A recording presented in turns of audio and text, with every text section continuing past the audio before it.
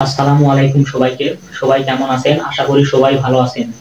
CapCut দিয়ে যারা video editing করেন, আজকের এই ভিডিওটা শুধু তাদের জন্য। বর্তমানে ক্যাপকাট দিয়ে ভিডিও এডিটিং করার সময় ভিডিওর মাঝখানে ক্যাপকাটের লোগোর ওয়াটারমার্ক থাকছে। এই ওয়াটারমার্ক কিভাবে একবারে রিমুভ করতে হবে সেটা আজকে আপনাদের দেখাবো। চলুন ভিডিওটি শুরু করা যাক।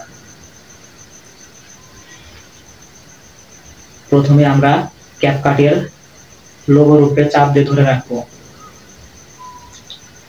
তারপরে অ্যাপ ইনফো উপরে ক্লিক করব। এখানে ক্লিক করার পরে নিচের দিকে একটু স্টোরেজ এন্ড ক্যাচ এই অপশনটাই ক্লিক করব। এখান থেকে clear cache and clear storage এই দুইটা করে দেব। এই যে clear cache and clear storage delete, এইটা করার পর এখান থেকে বের হয়ে চলে যাব। এখান থেকে বের হয়ে এখন আমরা ক্যাপকাটের মধ্যে প্রবেশ করব।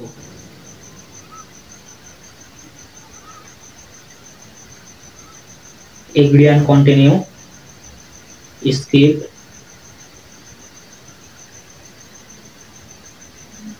একটু লোড নিবে, একটু অপেক্ষা করি। এখন এডিট এই অপশনটাই ক্লিক করতে হবে। এখান থেকে উপরের দিকে সেটিং অপশনে ক্লিক করতে হবে। এখান থেকে অ্যাড ডিফল্ট এন্ডিং, এখানে ডান দিকে এই আইকনটায় ক্লিক করতে হবে। ডিসকার্ড, এটা করার পর এখান থেকে বের হয়ে যেতে হবে।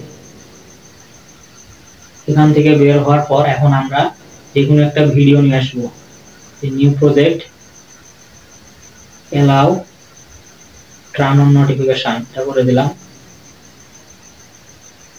এখান থেকে যে কোনো একটা ভিডিও নিই,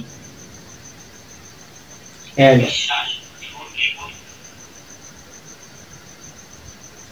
অ্যাড করে দিলাম। এই যে দেখুন এখন আমার ভিডিওতে কোনো ক্যাপকাটের ওয়াটারমার্ক নেই। এই যে ভিডিও শেষেও কিন্তু নেই।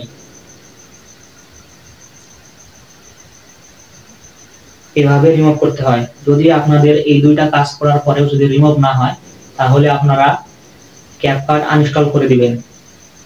আনইনস্টল করার 5 থেকে 10 মিনিট পর আবার ইনস্টল করবেন। ইনস্টল করার পরে ক্যাপকাটের মধ্যে প্রবেশ করবেন। প্রবেশ করার পরে যে ওয়াটারমার্ক আসবে ওই ওয়াটারমার্কের উপর আবার ক্লিক করবেন। ক্লিক করার পরে ডান দিকে মাঝখানে দেখবেন ফ্রি অপশন লেখা থাকবে। ওই ফ্রি অপশনে ক্লিক করলে 7 দিনের জন্য ওয়াটারমার্ক রিমুভ হয়ে যাবে। 7 দিন পরে আবার আসবে, তখন আবার এভাবে আনইনস্টল করে ইনস্টল করলে আবার ওয়াটারমার্ক রিমুভ হয়ে যাবে। যদি ভিডিওটি দেখে উপকৃত হন তাহলে লাইক কমেন্ট করে জানাবেন। ধন্যবাদ সবাইকে।